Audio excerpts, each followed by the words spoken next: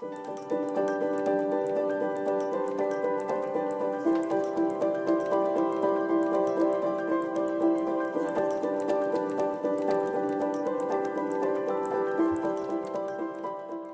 the past years, the international landscape has not fallen short of initiatives seeking to promote international cooperation in digital and technology issues. The United Nations Secretary General has pushed to include digital technologies at the heart of rethinking the role of effective multilateralism and ultimately the role of the UN in the 21st century. That is the case of the Global Digital Compact, the Summit of the Future that is to take place, and the newly formed High-Level Advisory Board on AI.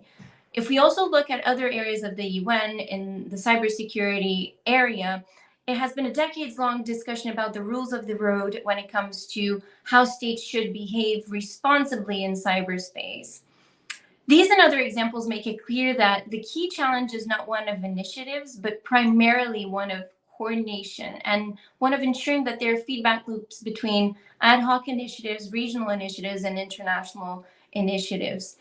But we are clearly calling for coordination in a time of heightened geopolitical tensions, especially on the technological front between the US and China that have not diminished, along with emerging conflicts all across the world, which seem to point to a fractured scenario in terms of the international politics. But the second point then is that international cooperation needs to be sensitive to the realities of developing countries. Otherwise, it will remain a highly specialized conversation with a small pool of countries, as well as a small pool of big tech companies. The recently convened AI summit in the UK brought together approximately 30 countries, and most importantly, China, who also signed the outcome document, which is the Bletchley Declaration calling for risk-based policies looking at the security implications of the use of AI.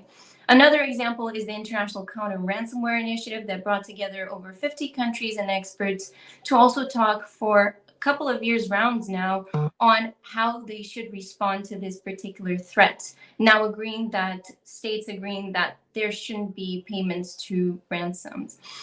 And third, this all is good, but we need to include, and including civil society and academia in these discussions is going to be absolutely crucial to make sure that we're not just talking about regulation and norms without actually including the societal, the human rights, and most importantly, a harms sensitivity of how these technologies impact local communities. So coordination, inclusion of developing countries, and effectively these conversations. And third, making sure that civil society and academia can also feed back into these discussions.